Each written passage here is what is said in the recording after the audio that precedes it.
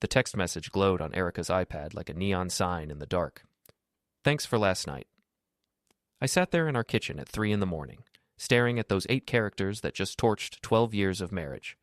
The iPad had been sitting on the counter, unlocked, practically begging me to look. My wife was still out with her girlfriends, celebrating some fitness certification she'd supposedly earned. The same certification she'd been working toward for 6 months, requiring an awful lot of evening study sessions. My name is Mark Harlan, and I run a marine repair business here in Millbrook, Maine.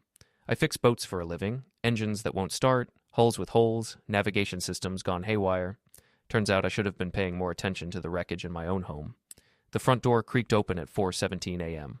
I know because I was still sitting there, still staring at that message, watching the timestamp get older and older.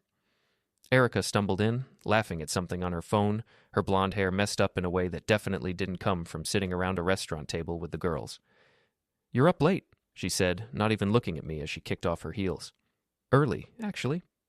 I held up her iPad. "Interesting reading material you left out." She froze for exactly 2 seconds, then shrugged like I just told her it might rain tomorrow. "Oh, that. Trevor was just thanking me for helping him with his real estate website. You know how hopeless he is with technology." Trevor Holt, Golden Boy real estate agent. The guy who showed up to every community event looking like he'd stepped out of a catalog with his perfect teeth and his BMW that he parked sideways across 2 spaces. Of course, it was Trevor. "Website help that required staying out until 4 a.m, I asked. "We went for drinks after, with everyone." "God, Mark, you're so paranoid lately." She was already heading for the stairs, dismissing me like I was some jealous teenager instead of her husband. "If you spent half as much time working on yourself as you do obsessing over my schedule, maybe I wouldn't need to find interesting conversation elsewhere." That last line hit like a sucker punch. Erica had this talent for making her problems sound like your fault. It was like watching a master craftsman at work, if the craft was emotional manipulation. I listened to her footsteps on the stairs, heard the shower start running, washing off the evidence probably. The cologne smell that definitely wasn't mine still hung in the air where she'd been standing. I sat there until sunrise, thinking about all the little things I'd been ignoring, the new clothes she'd been buying, the way she'd started going to the gym at weird hours, how she'd stopped asking about my day or telling me about hers, the distance that had grown between us, inch by inch, until we were basically roommates who happened to share a mortgage. By the time she came downstairs for coffee, I'd made my decision. "I'm going to visit my brother in Portland for a few days," I told her. "That's nice, honey." She didn't even look up from her phone, probably texting Trevor about what a close call that was. I packed a bag, threw it in my truck, and drove exactly 3 miles to the Millbrook Motor Inn. Then I settled in to watch my marriage fall apart from the outside. The first thing I did was call my buddy Jake, who runs the IT support for half the businesses in town. "I need a favor," I told him, "and it's going to sound crazy." "Crazier than the time you tried to fix Mrs. Patterson's boat with duct tape and prayer?" "Much crazier." Jake met me at the motel that evening with a laptop and a grin. "So you want to create a fake social media account to spy on your wife?" "Not spy. Observe. There's a difference." "Sure there is. What do you want to call this fake person?" I thought about it. "How about Melissa Chen, new in town, looking to get fit?" Within an hour, Melissa Chen had a complete social media profile, a backstory, and a friend request pending with Erica Harlan, certified fitness instructor and wellness influencer. Erica accepted the request within minutes. She never could resist a potential new client. Before we deeper into this story, I have one small request. Please subscribe, drop a like, comment, and hit that hype button to boost this channel so more people can discover these incredible Reddit stories. Over the next 3 days, I watched my wife's online life unfold like a soap opera. The private messages she exchanged with Trevor weren't exactly subtle. Photos from their business meetings that looked more like dates, comments on each other's posts that made my teeth ache from the sweetness. But the real revelation came when I started digging into her business accounts. Erica had always been vague about her income from personal training and her wellness blog. Turns out she'd been a lot more successful than she'd let on. Like 6 figures a year, successful. Money that had been flowing into an account I'd never heard of. My wife wasn't just cheating on me. She'd been planning her exit strategy, building a financial foundation that didn't include her husband. The betrayal had layers, like one of those fancy cakes she was always posting pictures of, but never actually making. On Thursday morning, I decided it was time to come home. Erica was in the kitchen when I walked in, wearing workout clothes that probably cost more than most people's car payments. She looked up from her protein shake with what I can only describe as mild annoyance. Back so soon? How's your brother? Fine, we need to talk. She sighed like I just asked her to explain quantum physics. Mark, I'm late for a client session. Can we do this later? No, we're doing this now. Something in my tone must have gotten through to her because she actually put down her phone and looked at me. Really looked at me for the first time in months. I know about Trevor, I said. Her face went through about 6 different expressions in the span of 3 seconds. Surprise, guilt, defiance, and finally, that cold calculation I'd seen her use on difficult clients. I don't know what you think you know, but I know about the secret bank account, too. That stopped her. The careful mask she'd been wearing slipped, and for just a moment, I saw something that might have been fear. Mark, you're being ridiculous. There's no secret account. And Trevor is just a friend who sends fire emojis at midnight? Who takes you to the Ocean View Motel for business meetings? That kind of friend? The Ocean View Motel was a lie, but her reaction told me I was closer to the truth than I'd thought. Her face went pale, then flushed red. You've been spying on me. I've been paying attention, finally. She stood up, grabbing her keys and water bottle. I don't have time for your paranoid fantasies. We'll talk about this when you've calmed down. No, Erica. We'll talk about this now, or we'll let our lawyers talk about it later. She paused at the door, hand on the knob. When she turned back to me, the woman I'd married was gone. In her place was someone cold and calculating, someone who'd been planning this conversation for a long time. Fine. You want the truth? Yes, I've been seeing Trevor. Yes, I have money you don't know about. And yes, I've been planning to leave you. You want to know why? I waited. Because you've given up, Mark. You've given up on yourself, on us, on everything. You come home covered in grease. You fall asleep watching TV, and you act like that's enough. Like I should be grateful for the bare minimum. Trevor makes me feel alive. He has ambition. He has plans. Plans that include my wife, apparently. Plans that include a woman who deserves better than this. She gestured around our kitchen like it was a prison cell. I tried to do this quietly, Mark. I tried to make it easy on both of us. But if you want to make it ugly, we can make it ugly. She left then, slamming the door hard enough to rattle the windows. I stood there in my kitchen, surrounded by the wreckage of everything I'd thought I knew about my life. But here's the thing about fixing boats for a living. You learn that sometimes, when something's damaged beyond repair, the best thing you can do is salvage what you can and build something new. I pulled out my phone and started making calls. The first call went to my lawyer, Tom Bradley, who'd handled the paperwork when we bought the house. Tom had the kind of steady voice that made you feel like everything was going to be okay, even when it clearly wasn't. Mark, haven't heard from you in a while. What's going on?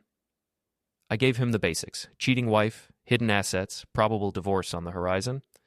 Tom listened without interrupting, which is why I liked him. Okay, first things first, he said when I finished. Don't do anything stupid. Don't move out of the house, don't close any joint accounts, and definitely don't confront the boyfriend. Document everything, but don't go looking for trouble. Define trouble. Anything that could make you look like the bad guy in court. Erica's already got a head start on the financial planning. You don't want to give her ammunition for a restraining order, too. The second call went to my business partner, Dave Kowalski. Dave and I had started Millbrook Marine Repair 5 years ago, and he was the closest thing I had to a best friend. He was also married to Linda, who happened to run in the same social circles as Erica. Linda's been saying Erica seems different lately, Dave told me when I explained the situation. More secretive. And she's been asking weird questions about business finances, like she's trying to figure out what the shop is worth. That was interesting. What kind of questions? How much we gross in a year, what our overhead is, whether we own the building or lease it. Linda thought she was just making conversation, but now it sounds like she was doing research for a divorce attorney. Exactly. You want me to have Linda do some digging? She's got her ear to the ground in this town. Carefully. I don't want this turning into a gossip fest. Too late for that, buddy. Linda says half the women at yoga class have been talking about Erica and Trevor for weeks. Apparently they're not as subtle as they think they are. That stung. The idea that everyone in town knew my wife was cheating except me made me feel like an idiot. But it also gave me an idea. The third call was to Jake again. I need to expand Melissa Chen's social circle, I told him. The fake person is making friends now? The fake person is going to become very popular very quickly. I need her connected to everyone in Erica's orbit, her clients, her friends, Trevor's friends, everyone. That's going to take some work. These people aren't just going to accept friend requests from a stranger. What if the stranger had something they wanted? I explained my plan to Jake. It was devious, probably unethical, and definitely the kind of thing the old Mark would never have considered. But the old Mark had been a trusting fool who fixed boats and minded his own business. The new Mark was learning to play the game. By Friday afternoon, Melissa Chen had transformed from a newcomer looking for fitness advice into a wellness blogger with her own website and a growing social media following. Jake had worked his magic, creating a convincing online presence complete with stock photos and fake testimonials.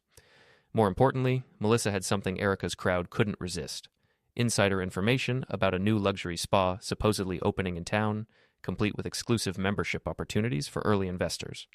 The friend requests started getting accepted immediately. While Jake worked his computer magic, I did some old-fashioned detective work. I parked across from Trevor's real estate office and watched his routine.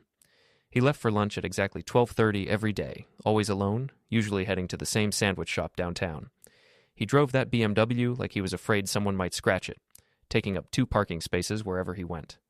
On Friday, I followed him to the gym, not to confront him, Tom's warning about not looking like the bad guy was still fresh in my mind, but to observe. I wanted to understand what Erica saw in this guy, what made him worth destroying our marriage for. The answer was pretty obvious once I watched him work out. Trevor was the kind of guy who took selfies between sets, who grunted loud enough for everyone to hear, who spent more time looking at himself in the mirror than actually exercising. He was performing masculinity like it was a one-man show, and apparently my wife was buying tickets. I was sitting in my truck in the gym parking lot, watching Trevor load his gym bag into his pristine BMW when my phone buzzed.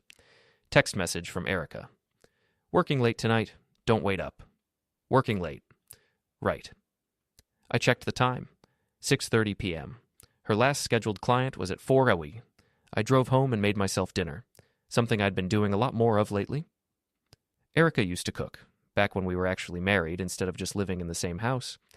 Now she was always too busy, too tired, or too focused on her wellness journey to bother with domestic responsibilities. While I ate, I scrolled through Melissa Chen's growing list of friends and followers. The fake wellness blogger was becoming quite popular in Millbrook's social media scene. She'd already received private messages from 3 of Erica's clients, 2 of Trevor's real estate contacts, and Mandy Walsh, Erica's best friend and biggest enabler. Mandy's message was particularly interesting. Love your content. Are you really starting a local wellness group? I'd love to be involved.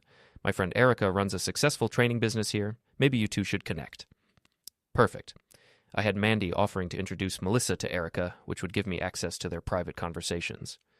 The web was starting to come together. At 11:47 p.m., I heard Erica's car in the driveway. I was in bed, pretending to read, when she came upstairs. She moved quietly, like she was trying not to wake me, but I could smell that cologne again. The same scent I'd noticed the night I found the text message. How was work? I asked. She jumped a little, not expecting me to be awake. Fine. Long day. New client who needed a lot of hand-holding. Must be a very dedicated client working out that late. Some people have busy schedules, Mark. Not everyone can wrap up their day at 5 o'clock. She disappeared into the bathroom, and I heard the shower start again. Always with the shower after these late nights. I was starting to take it personally. While she cleaned up, I checked Melissa Chen's messages. Mandy had sent 3 more, getting increasingly excited about the fake wellness group. She'd also shared some interesting gossip about other people in their social circle, including a tidbit about Trevor's ex-girlfriend, who'd apparently left town suddenly last year under mysterious circumstances. That was worth investigating. I spent Saturday morning at the marina, actually working on boats instead of spying on my wife. It felt good to use my hands to fix something that stayed fixed. Mrs. Patterson's engine troubles were straightforward compared to the mess my personal life had become. Dave showed up around noon with coffee and information. Linda went to yoga yesterday, he said. Erica wasn't there, but Mandy was running her mouth about some new wellness blogger who wants to start a local group. Apparently Erica's very interested in meeting her. Is that so? Yeah, and get this. Mandy also mentioned that Trevor's been asking around about quick property sales, like he's trying to liquidate some assets fast. That was unexpected. Why would he need quick cash? Linda thinks he's planning something big. Maybe a move out of state, maybe an investment opportunity, or maybe he's just trying to get his finances in order before your wife leaves you for him. The thought of Erica and Trevor running off together with her secret money and his real estate profits made my stomach turn. But it also clarified something for me. They weren't just having an affair. They were planning a future together, which meant they'd been planning the end of my marriage for a lot longer than I'd realized. There's something else, Dave said. Linda heard from her sister, who works at the bank. Someone's been asking questions about your business accounts. Not official questions, just casual inquiries about how much money flows through Millbrook Marine Repair. Someone like who? Someone like a woman matching Erica's description, claiming to be your wife and needing information for insurance purposes. My wife had been investigating my finances while hiding her own. The betrayal just kept getting deeper. That afternoon, I decided it was time for Melissa Chen to make her first real move. I crafted a message to Mandy, expressing enthusiasm about meeting local wellness professionals and suggesting a small gathering at a coffee shop downtown. Nothing threatening, nothing that would raise suspicions. Just a friendly blogger looking to network. Mandy responded within minutes, offering to set up a meeting with Erica for Sunday afternoon. Sunday, tomorrow. Less than 24 hours to prepare for the first real confrontation of what I was starting to think of as my campaign. I spent the rest of Saturday getting ready. Not physically, I wasn't actually going to meet them as Melissa Chen, but I needed to be prepared for what came next, which was using the information I gathered to start applying pressure. The old Mark would have confronted Erica directly, demanded explanations, tried to save the marriage through honest communication. The new Mark understood that honest communication only worked when both parties were being honest. Erica had been lying to me for months, maybe years. She'd forfeited the right to a fair fight. It was time to start playing by her rules. Sunday afternoon found me parked across from Brewster's Coffee, watching through the window as Mandy Walsh gestured excitedly at her phone. She'd been waiting for 20 minutes for Melissa Chen to show up to their meeting, and she was starting to look annoyed. Erica arrived at 2:15, 15 minutes late, and moving with that confident stride she used when she wanted everyone to notice her. She was dressed in what I'd learned to recognize as her networking outfit. Expensive athleisure wear that managed to look both professional and like she'd just stepped out of a yoga class. I watched her scan the coffee shop, looking for someone she'd never met, then approach Mandy's table.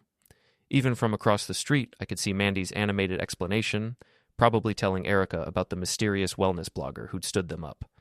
My phone buzzed. Text message from Jake. Package delivered. Check your email. The package was a carefully crafted apology from Melissa Chen, explaining that a family emergency had prevented her from making the meeting, but she'd love to reschedule. More importantly, Jake had included screenshots of several private conversations he'd accidentally captured while monitoring Erica's social media activity. The screenshots were fake, but they were convincing. They showed Trevor messaging other women, making the same promises he'd apparently made to Erica. Jake had done his research, creating a pattern of behavior that painted Trevor as a serial cheater who specialized in targeting married women. I forwarded the screenshots to Melissa Chen's phone, then crafted a concerned message to Mandy. I hate to be the bearer of bad news, but I thought you should know what people are saying about your friend's boyfriend. The message included the fake screenshots and a worried note about how some people in town were talking about Trevor's reputation with married women. It was gossip disguised as concern, the kind of poison that spreads through small-town social networks like wildfire. I sent the message and waited. Mandy's response came within minutes. OMG, are you serious? Erica needs to see this. Perfect. I just weaponized Erica's best friend against her boyfriend, using fake evidence that would be impossible to verify. It was manipulative, underhanded, and exactly the kind of tactic Erica had been using against me for months. While I waited for the chaos to unfold, I drove to Trevor's apartment complex. Not to confront him, I still remembered Tom's warning about not looking like the bad guy, but to do some reconnaissance. If I was going to wage psychological warfare against my wife's lover, I needed to understand his vulnerabilities. Trevor lived in Harbor View Estates, a upscale development that catered to young professionals who wanted to live near the water without actually being able to afford waterfront property. His BMW was parked in its usual spot, taking up 2 spaces like a monument to his arrogance.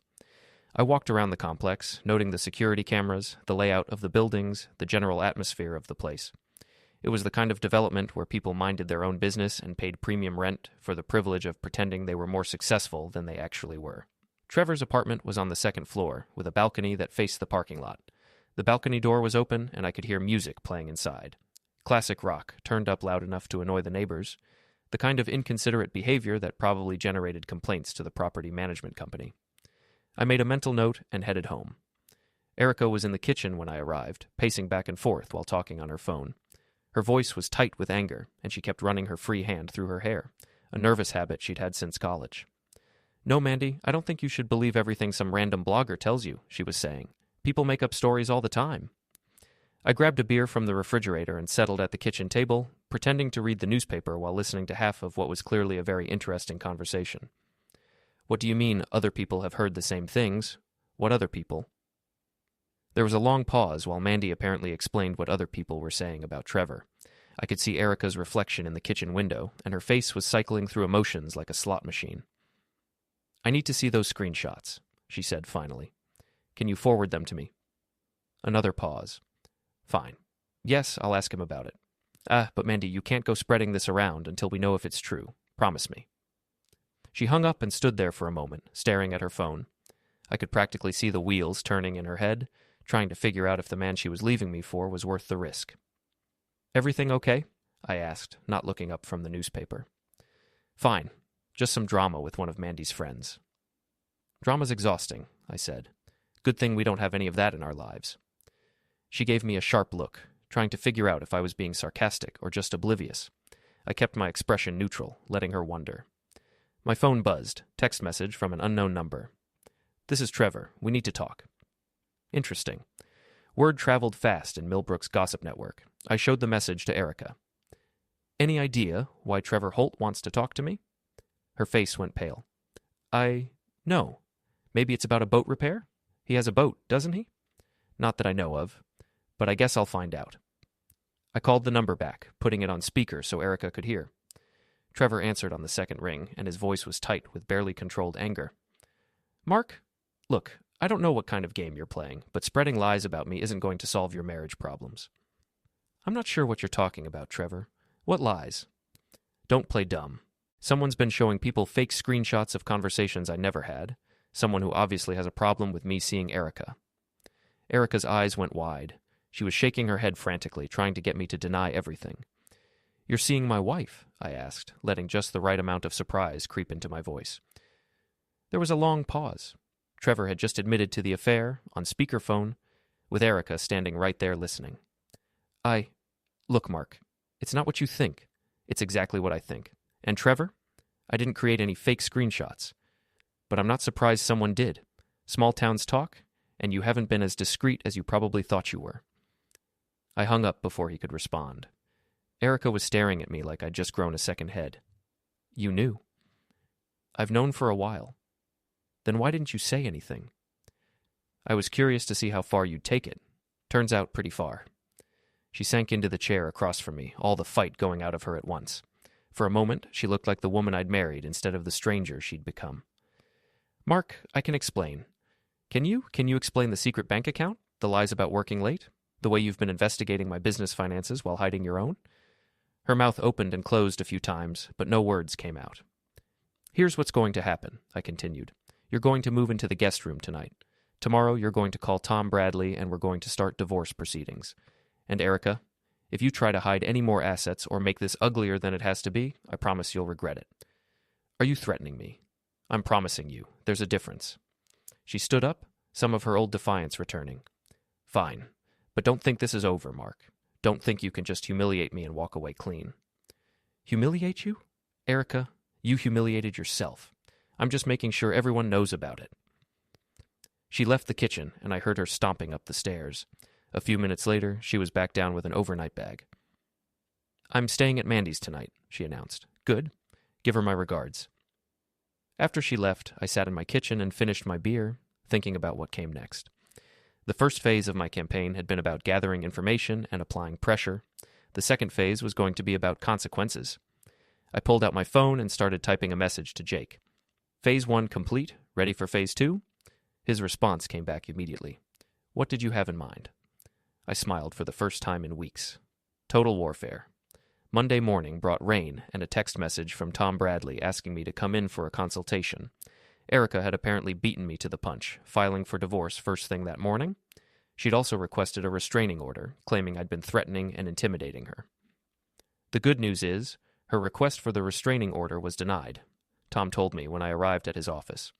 Judge Morrison knows you, knows your reputation in town. He wasn't buying the intimidation angle. And the bad news? She's claiming you've been stalking her and her boyfriend. She's also alleging that you've been spreading malicious rumors designed to damage her business reputation. I thought about the fake screenshots Jake had created. the carefully orchestrated gossip campaign I'd launched through Melissa Chen. Technically, Erica wasn't wrong about the rumors, but proving I was behind them would be nearly impossible. Can she prove any of that? I asked. That's what we need to make sure of. Mark, I need you to be completely honest with me. Have you been following her? Taking pictures? Creating fake social media accounts? I looked Tom in the eye and lied smoothly. I've been trying to document her affair for divorce purposes. That's not stalking. That's protecting my interests. And the rumors? Small town, Tom. People talk. I can't control what other people say about Trevor Holt's reputation. Tom studied me for a long moment. Okay. But Mark, you need to be very careful here. Erica's playing for keeps, and she's got a head start on the financial planning. Don't give her any ammunition to use against you. After leaving Tom's office, I drove to the marina to clear my head and do some actual work. But my phone kept buzzing with updates from Jake about the social media chaos that was unfolding. Melissa Chen's fake screenshots had spread through Millbrook's gossip network like a virus. 3 different people had forwarded them to Trevor's ex-girlfriend, who'd apparently confirmed that his pattern of behavior matched what she'd experienced. 2 of his current real estate clients had called to ask uncomfortable questions about his professionalism. More importantly, Erica's fitness clients were starting to ask questions about her relationship with a man who was developing a reputation as a predator. In a business built on trust and personal relationships, reputation was everything. By noon, Trevor had posted a long, defensive message on his social media accounts, denying all the malicious rumors and threatening legal action against anyone spreading false information. It was exactly the wrong response: defensive, angry, and guaranteed to make people think there was truth to the stories. I was working on a boat engine when Dave showed up with lunch and an update from Linda's intelligence network. "Your wife's been busy," he said, handing me a sandwich. "She spent the morning at Mandy's, making phone calls to every lawyer in town. Apparently she's having trouble finding representation." "Why's that?" "Because Tom Bradley's been your family lawyer for years, and most of the other attorneys in town have either worked with you or know your reputation. Small-town networking works both ways." That was unexpected good news. "What about Trevor?" That's where it gets interesting. Linda heard from her friend at the bank that Trevor tried to withdraw a large amount of cash this morning, like enough to trigger federal reporting requirements. The bank manager asked some questions Trevor didn't want to answer. "How large?" $50,000. I nearly choked on my sandwich. $50,000? Where did he get that kind of cash? That's what the bank wanted to know. Apparently his answers weren't very convincing because they flagged the transaction for review. $50,000 was serious money, especially for a small-town real estate agent. It suggested Trevor had been planning something big, maybe a quick exit from Millbrook with my wife and her hidden assets. "There's more," Dave continued. "Linda's sister at the bank also mentioned that someone called this morning asking about your business accounts. Again, same woman as before, but this time she was more aggressive about it. Claimed she needed the information for legal proceedings." "Erica's getting desperate." "Seems like it. But Mark, you need to be careful. Desperate people do stupid things, and stupid things can hurt you even when you're in the right." That afternoon, I decided it was time to apply more direct pressure. Not on Erica. She was already spiraling, and pushing too hard might make her do something that would complicate the divorce. But Trevor was fair game. I drove to his real estate office, a converted Victorian house downtown that he shared with 2 other agents. His BMW was in the parking lot, still taking up 2 spaces, but now it had a long scratch down the driver's side that definitely hadn't been there yesterday. Interesting. Someone else was apparently unhappy with Trevor Holt. I walked into the office like a potential client, nodding to the receptionist and asking if Trevor was available. She looked stressed, like she'd been dealing with difficult phone calls all morning. "He's with a client right now, but I can schedule you for later this week." "Actually, I'll wait. It's about a boat repair issue." Trevor's office was in the back of the building, and I could hear his voice through the thin walls. He was on the phone, and he sounded angry. "I don't care what people are saying. The deal is still on. Yes, I have the money. No, it's not from anything illegal." There was a long pause. "Look, if you want to back out because of some gossip, that's your choice. But you'll be missing out on a legitimate opportunity." Another pause. "Fine. Your loss." I heard him hang up, then mutter something that would have made a sailor blush. A minute later, his office door opened and a well-dressed woman emerged, looking like she couldn't get out of there fast enough. Trevor appeared in the doorway, straightening his tie and trying to look professional. When he saw me sitting in the waiting area, his face went through several expressions before settling on forced friendliness. "Mark Harlan, what brings you by?" "Heard you might be in the market for boat repairs," I said, standing up. "Thought I'd stop by and introduce myself." "I don't have a boat." No? That's strange. Someone told me you were asking around about marine services. Trevor glanced at the receptionist, who was pretending not to listen, then gestured toward his office. Why don't we talk privately? His office was exactly what I'd expected. Expensive furniture, motivational posters, and enough cologne in the air to choke a horse. Trevor closed the door and turned to face me, dropping the friendly pretense. What do you really want, Mark? Just wanted to meet the man who's been spending so much time with my wife. You know, face to face. Look, I know this is awkward. Awkward? That's an interesting word for it. I was thinking more along the lines of pathetic. Trevor's jaw tightened. I don't have to listen to this. No, you don't. But you're going to anyway, because you're curious about what I know and what I'm planning to do about it. I sat down in the chair across from his desk, making myself comfortable. Trevor remained standing, trying to use his height advantage to intimidate me. It might have worked on someone who hadn't spent years dealing with angry boat owners and drunk fishermen. Here's what I know, I continued. You've been having an affair with my wife for at least 6 months. You've been helping her hide money from me, and you've been planning to leave town with her once the divorce is finalized. You can't prove any of that. Maybe not in court, but I don't need to prove it in court, do I? I just need to prove it to the people who matter, your clients, your colleagues, your family. Trevor sat down heavily in his chair. What do you want?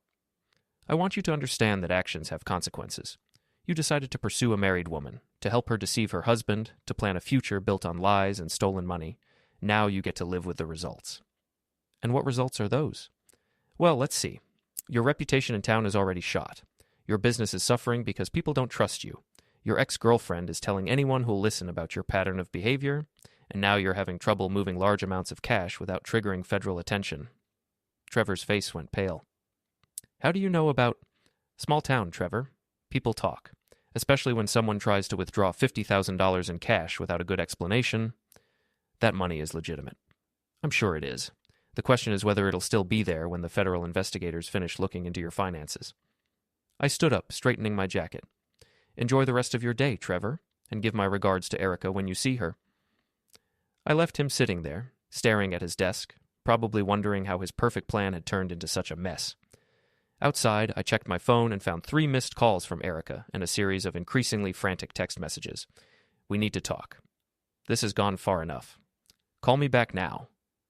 Instead of calling her back, I drove home and waited. She arrived 20 minutes later, bursting through the front door like a hurricane in designer workout clothes. What did you say to Trevor? She demanded. Just introduce myself. Seemed like the polite thing to do.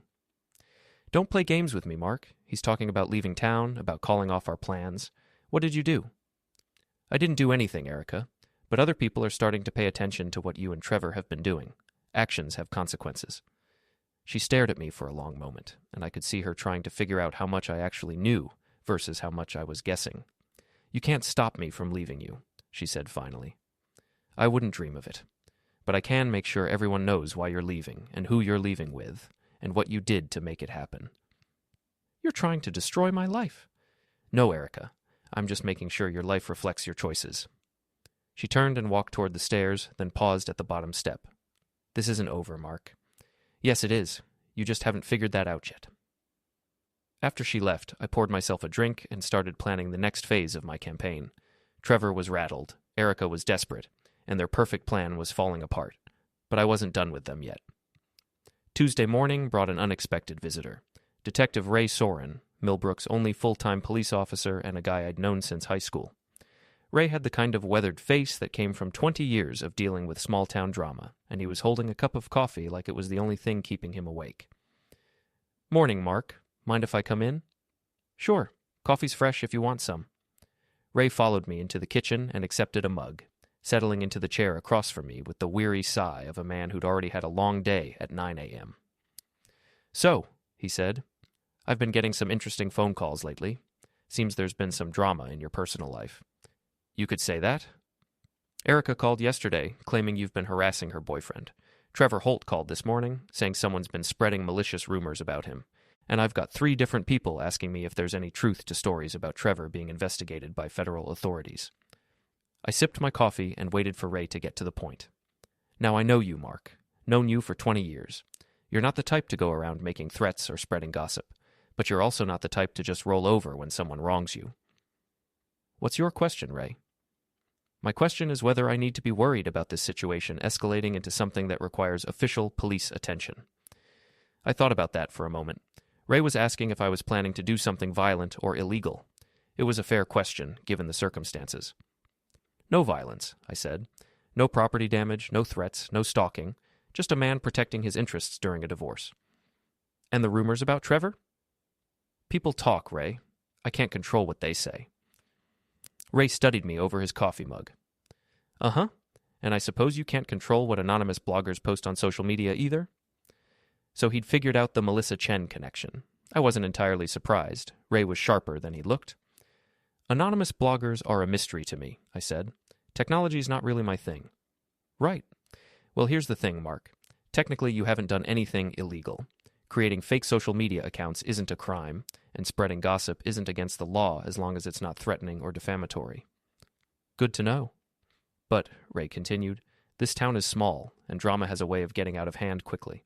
Trevor's already talking about leaving Millbrook, which suggests your campaign is working. Maybe it's time to ease up before someone does something stupid. I nodded.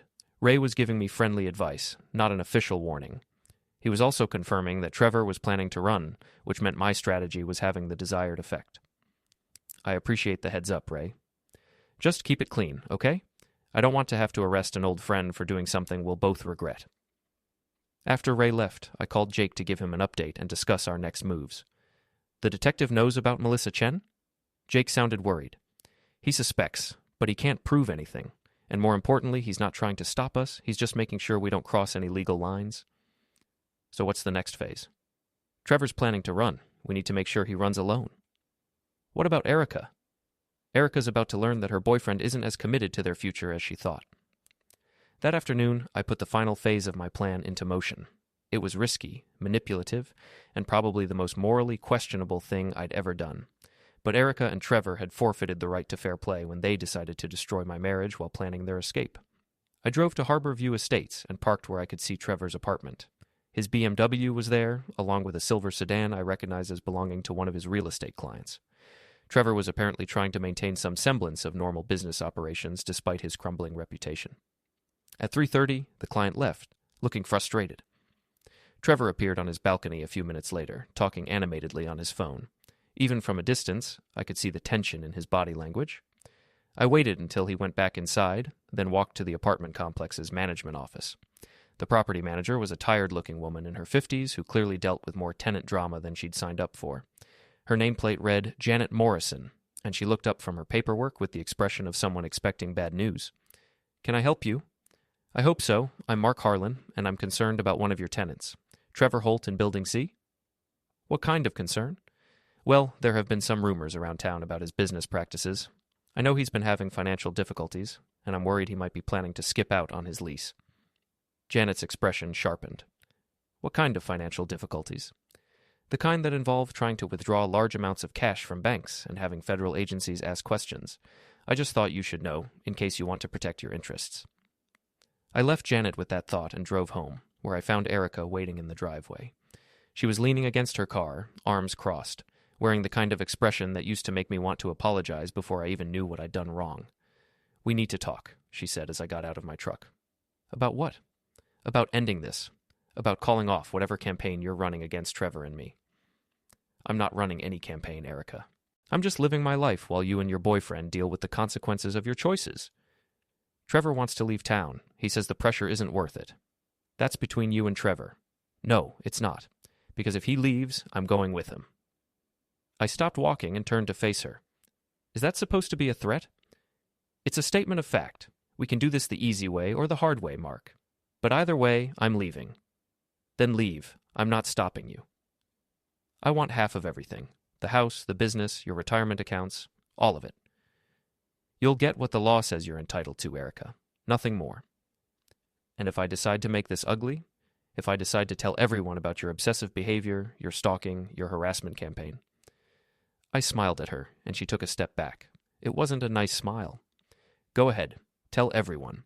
But make sure you also tell them about your secret bank account, your affair, and your plan to run away with stolen marital assets. Let's see whose story the town believes." Her phone buzzed, and she glanced at it. Whatever she saw there made her face go pale. "What's wrong?" I asked. Trevor's landlord just called him. Someone reported that he might be planning to break his lease. That's terrible. I hope he has good references for his next apartment. Erica stared at me like she was seeing me clearly for the first time.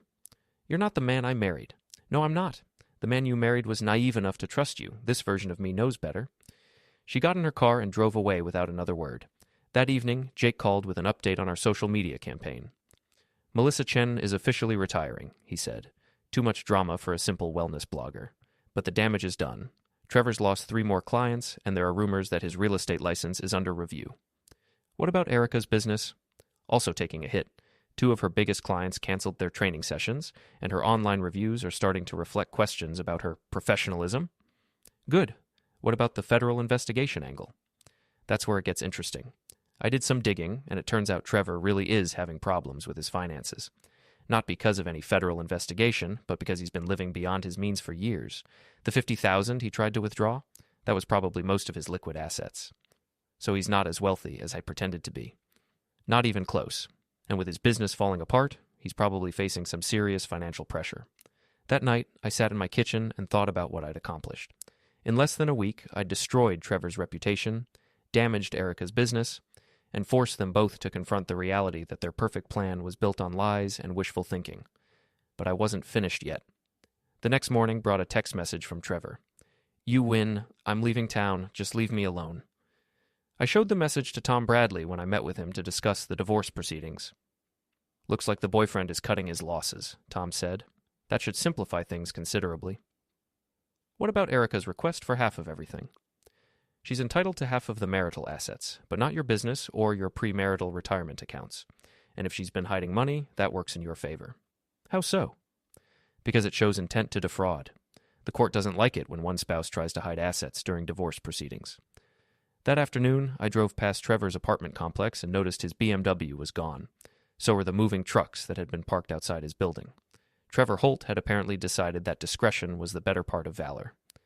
Erica called that evening, and for the first time in months, she sounded defeated. He left, she said without preamble. I heard. He said the pressure was too much, that staying in Millbrook wasn't worth it. I'm sorry to hear that. No, you're not. This is exactly what you wanted. She was right, but I didn't see any point in gloating. What do you want, Erica? I want to settle this divorce quickly and quietly. No more games, no more drama, just a clean split. That sounds reasonable. I'll take my personal belongings and my business assets. You can keep the house and your business. We'll split the joint accounts 50-50. It was a better deal than I'd expected, probably because she knew I could make things much worse for her if I chose to. I'll have Tom draw up the papers, I said. Mark? Yeah? I'm sorry for all of it. You deserved better. Yes, I did. She hung up, and I sat there in my kitchen, surrounded by the wreckage of my marriage, but feeling something like peace for the first time in months. I'd won, but it didn't feel like victory. It felt like survival. 3 weeks later, I was back at the marina, working on a boat engine that actually wanted to be fixed. The divorce papers had been signed, Erica had moved out, and Trevor Holt was presumably starting his new life somewhere far from Millbrook. The town gossip mill had moved on to fresher scandals, and my life was slowly returning to something resembling normal. Dave showed up around noon with sandwiches and the latest intelligence from Linda's network. Erica's been asking around about apartments in Portland, he said. Looks like she's planning to leave town, too. Can't say I blame her. Millbrook's probably feeling pretty small right about now. You okay with that? Her leaving, I mean. I thought about it while I cleaned grease off my hands. Yeah, I think I am. This town isn't big enough for both of us to rebuild our lives. Better that she goes somewhere she can start fresh. That's pretty generous of you, considering what she put you through. It's not generosity, Dave. It's self-preservation. The longer she stays, the more likely it is that someone's going to figure out exactly how her perfect relationship fell apart. Dave gave me a sharp look. Speaking of which, Ray Soren was asking Linda some questions about social media accounts and anonymous bloggers. You might want to be careful for a while. Ray's just being thorough. He doesn't have any evidence of wrongdoing because technically there wasn't any. Technically? Creating fake social media accounts isn't illegal. Sharing publicly available information isn't a crime. And if some of that information happened to be creatively interpreted, well, that's just the nature of gossip. Dave shook his head. You've changed, Mark. The old you would never have pulled something like this. He was right. The old Mark would have confronted Erica directly, demanded couples counseling, tried to save the marriage through honest communication and hard work. The old Mark would have been destroyed by her betrayal. The new Mark had learned to fight dirty when necessary, to protect himself first and worry about fairness later. It wasn't a change I was entirely proud of, but it was a change that had probably saved my sanity and my financial future. Sometimes change is necessary, I said. That afternoon, I drove to Tom Bradley's office to sign the final divorce papers. Erica was already there when I arrived, sitting in the waiting room and staring at her phone. She looked older than she had a month ago, tired in a way that expensive makeup couldn't hide. "Mark," she said when she saw me. "Erica." We sat in Tom's office and signed papers in awkward silence, officially ending 12 years of marriage with the scratch of a pen. When it was over, Tom shook both our hands and wished us well, like we'd just completed a successful business transaction instead of dismantling a life together. Outside the office, Erica caught up with me in the parking lot. "I'm leaving next week," she said. "Moving to Portland, starting over. Good luck with that. Mark, I need to ask you something, and I need you to be honest with me." I waited. The rumors about Trevor, the social media posts, the way everything fell apart so quickly, that wasn't just coincidence, was it? I looked at her for a long moment. This woman I'd loved and trusted and built a life with, who'd repaid that trust with lies and betrayal and a carefully planned exit strategy. "Does it matter?" I asked. "I guess not, but I need to know. Did you destroy my relationship with Trevor?" "No, Erica. You did that when you decided to cheat on your husband with a man who turned out to be exactly as shallow and unreliable as everyone said he was. I just made sure people knew what kind of man he really was." She nodded slowly. "I suppose I deserved that." "You deserved honesty and respect, which is what I gave you for 12 years. You chose to throw that away for someone who ran at the first sign of trouble. That's on you, not me. And now, we're both alone." "No, Erica. You're alone. I'm free." She got in her car and drove away, and I watched her go without feeling much of anything. The anger that had sustained me through the divorce proceedings was gone, replaced by something that might have been relief. A week later, I was working late at the marina when Jake showed up with a bottle of whiskey and a satisfied grin. "Thought you might want to celebrate," he said, producing 2 glasses from his jacket pocket. "Celebrate what?" "The fact that you just pulled off the most sophisticated revenge campaign in Millbrook history without technically breaking any laws." I accepted the whiskey and took a sip. It burned, but in a good way. "You know," Jake continued, "I've been thinking about what we did, and I'm actually impressed. You turned your wife's social network against her, destroyed her boyfriend's reputation, and forced them both to abandon their plans, all without ever directly confronting either of them. It was your idea to create Melissa Chen. But it was your idea to weaponize gossip. That was brilliant, Mark. Pure psychological warfare." I thought about that while I sipped my whiskey. It had been psychological warfare, fought with rumors and social media posts instead of lawyers and private investigators. It had been effective, devastating, and probably more satisfying than a traditional divorce battle would have been. "Any regrets?" Jake asked. "About the divorce? No. About the methods?" I paused, considering. "Ask me in a year." "Fair enough. What's next for you?" "Next, I rebuild. The business, my reputation, maybe eventually my personal life. But this time, I'll be more careful about who I trust." "And if someone else tries to betray you?" I smiled and raised my glass. "Then they'll learn what happened to the last people who made that mistake." We drank to that, 2 conspirators in the quiet hum of my workshop, surrounded by the scent of oil, wood shavings, and old salt water. The air carried the comforting weight of familiarity, the faint clink of tools on the bench, the slow ticking of the wall clock, the gentle creak of the rafters. It was strange how peace could exist in the same room where revenge had been born and executed. Outside, Millbrook slept, blissfully unaware. The town's neat streets, its well-tended lawns and whitewashed fences concealed the fact that one of its greatest scandals had been engineered by a man who spent his days repairing outboard motors and patching hulls. While others whispered about what had happened, spinning theories in diners and barbershops, the truth sat right here, in a workshop lit by a single hanging bulb, where whiskey gleamed amber in our glasses. The old Mark was gone. He'd been dismantled piece by piece, as deliberately as the marriage that had collapsed around him. In his place was someone sharper, someone who understood that decency without boundaries is an invitation for destruction. He was harder now, not cruel, but tempered, like steel reforged in fire. The naive husband who believed in fairness and forgiveness had been replaced by a man who understood that sometimes survival meant learning to play the game better than the people who started it. Erica and Trevor had thought they could rewrite the story. They'd planned to drain my accounts, poison my name, and walk away looking like the victims. They'd underestimated the one thing they couldn't calculate: me. They hadn't realized that betrayal, when met with patience and precision, becomes something far more powerful than anger. They'd wanted me to lose everything quietly. Instead, they'd created an opponent who never forgot, never forgave, and never made the same mistake twice. It wasn't who I'd ever intended to be, but it was who I needed to become. And as I sat there with my partner in digital warfare, our laughter soft, almost tired, I realized I wasn't ashamed of it. Every line I'd crossed, every trap I'd set, every secret I'd turned back on them, it had been justice in its purest, coldest form. They'd started the fire. I'd just made sure they were the ones who got burned. When I woke the next morning, sunlight filtered through the curtains like a quiet benediction. My house felt different, lighter somehow. The air was still, the kind of stillness that comes after a storm finally breaks. I lay there for a long time, listening to nothing. No whispered arguments, no hidden phone buzzing on silent, no tension curling in my stomach. Just silence. Real, unbroken silence. I brewed coffee, the rich smell filling the kitchen, and scrolled absently through my phone. One new message from an unknown number. Heard about your situation. If you ever want to talk to someone who's been through something similar, call me. Ray's friend Mike. I stared at it for a moment, then deleted it. There was nothing left to talk about. I didn't need validation or sympathy. I didn't need a support group or someone to tell me I'd done the right thing. I already knew. I'd handled it my way, and I'd won. Outside, Millbrook was stirring awake. Delivery trucks hummed down Main Street, kids raced each other to the bus stop, and the local paperboy tossed rolled-up copies onto driveways. Somewhere, in some Portland condo, Erica was probably sitting in the wreckage of her perfect little scheme, wondering how it had all unraveled so completely. I didn't need to see it. Just knowing it was enough. I took my coffee to the window and watched the harbor come to life. Boats bobbed gently against their moorings, the water catching the early sun like molten glass.